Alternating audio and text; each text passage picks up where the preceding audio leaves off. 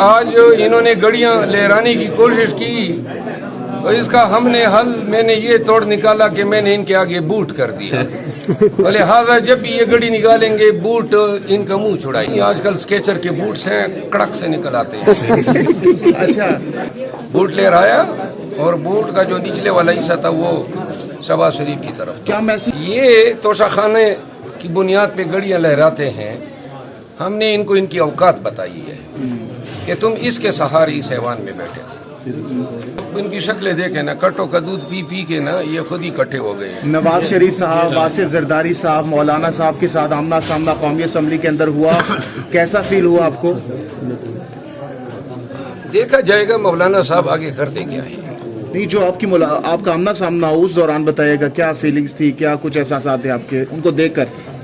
دیکھیے ان کو دیکھ کے ایک ہی بات ذہن میں آتی ہے کہ تین چار دفعہ وہ وزارت عظمیٰ کے مناصب سنبھال کر بھی ان کا جی نہیں بھرا. یہ پھر بھی لوگوں کا مینڈیٹ چوری کر رہے ہیں. لہذا کسی چیز کی حد ہوتی ہے.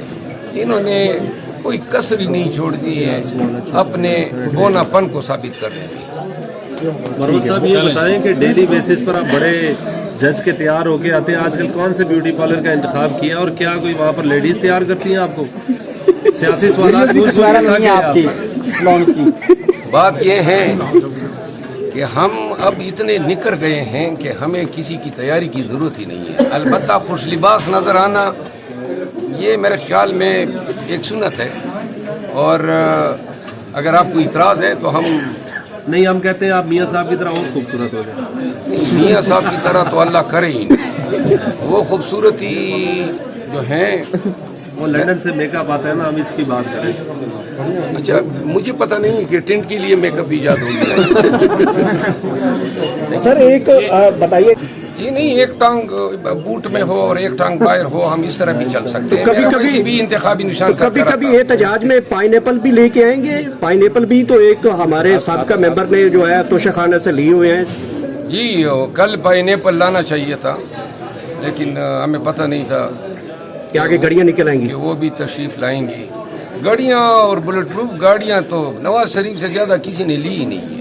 لیکن یہاں سے تو کٹے وچھے ویڑے اور یہ بھی چیزیں لی گئی ہیں, یہ بھی توشہ خانہ کے ریکارڈ کا حصہ ہے. جی ہاں, اور مرد ان کے لیے آواز اٹھا رہے ہیں, اور انشاءاللہ یہاں پہ ان 2 ایام کے اندر ان کو اندازہ ہو گیا ہوگا کہ یہ اس طریقے سے ایوان کی کارروائی چلا نہیں سکیں گے.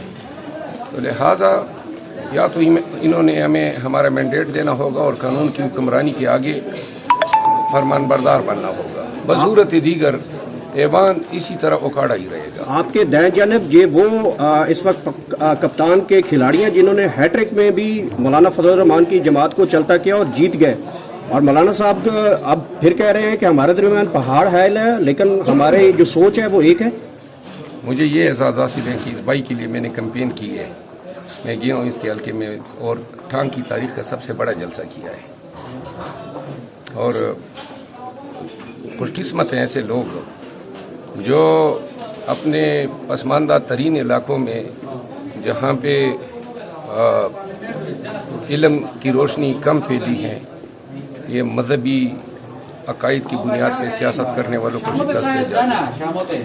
اچھا سر, آپ کی ویڈیو بڑی وائرل ہو رہی ہے جس میں آپ آ رہے ہیں اور عطا تارڑ بھی ایک دوسری طرف جا رہے ہیں, آپ کا ٹاکرا ہوتا ہے, جیسے ہی نعرے بازی شروع ہوتی ہے عطا تارڑ راستہ ہی چینج کر جاتے ہیں. آپ کا خوف چھا گیا میرے لگتا ہے حکومتی بینچوں پہ. عطا تارڑ صاحب کو راستہ چینج نہیں کرنا چاہیے تھا, ٹکرا جانا چاہیے تھا. نہیں, ٹکرا کیا جانا چاہیے, اس کو ہمارے ساتھ گزرنا چاہیے تھا. اچھا, فنان اللہ صاحب بھی موجود ہیں, آپ کے سیاسی مخالف ہیں. صبح کافی خطرناک مسکراہٹ دے کے گئے ہیں آپ کے سوال پہ کہ آج آپ کا پھر پالا پڑنا شروع ہو گیا پی ٹی آئی کے ساتھ, اور شرف المربت بھی موجود ہیں.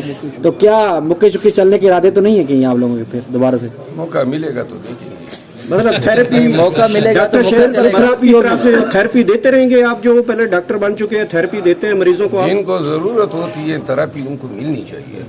اچھا, نواز شریف ابھی جمعہ پڑھ کے ماشاءاللہ بڑے مسکراتے ہوئے چلے گئے. کل انہوں نے حلف اٹھایا ہے, اللہ تعالیٰ کے ناموں کے نیچے حلف اٹھایا ہے, جبکہ ان کے پاس مینڈیٹ نہیں ہے. جھوٹا حلف اللہ تعالیٰ کے 99 ناموں کے نیچے اٹھایا گیا ہے. یہ ملک کیسے ترقی کرے گا, مجھے یہ بتا دیں. پہلے یہ بھی تو پتہ کرو نا कि उन्होंने जुमे में नमाज पढ़ी है या कुछ और मांगा है। हाँ, वो तो जो लोग झूठी कस्में उठाते हैं, झूठे अलफ ऐवान में पूरी दुनिया के सामने उठाते हैं, उनकी नमाज किधर कबूल होगी। और इनको इल्म है ये मैंडेट चोर हैं, इनको इल्म है इन्होंने पाकिस्तान के आईन को पामाल किया है, और इनको इल्म है कि ये जो छू का मुरब्बा हुकूमत बनाने जा रहे हैं ये गैर कानूनी है। शर्म हया थोड़ी बहुत अगर होती तो शायद ये इस ऐवान में अपने अजनबी एमिनेस को साथ में लाते।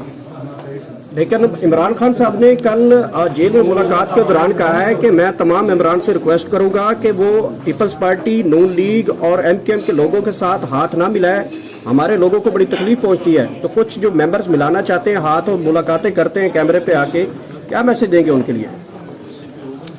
मेरा ख्याल है खान साहब का हुक्म कि हम ताबे हैं, लेकिन ये भी देखना चाहिए कि अगर कोई सामने आके हाथ आगे कर देता है तो रिवायती रिवाजी समाजी आदाब है कि पहलू तय नहीं हो सकती है। आज डिप्टी कमिश्नर को सजा सुनाई गई है, आप ही की पिटीशन थी, क्या कहेंगे इस हवाले से? जी, मुझे इस पे बड़ी खुशी हुई है। डिप्टी कमिश्नर एसएसपी और एसएचओ को जो सज़ा हुई है वो मेरी ही पिटीशंस पे हुई है, और इस एक फैसले से जो है पाकिस्तान भर को एक मैसेज दिया है कि जितने अफसरान हैं वो कानून के दायरे से हट के अगर अपने इख्तियारात का नाजायज़ इस्तेमाल करेंगे तो कानून का हथौड़ा इन पे भी बरसेगा। मैं ऑनरेबल जज जस्टिस बाबर सत्तार साहब को खिराज तहसीन पेश करता हूँ कि उन्होंने एक ऐसे दौर में अपना नाम बतौर एक आज़ाद मंच जज के रिकॉर्ड करा दिया जबकि अदलिया से लोगों की उम्मीदें दम तोड़ रही थी।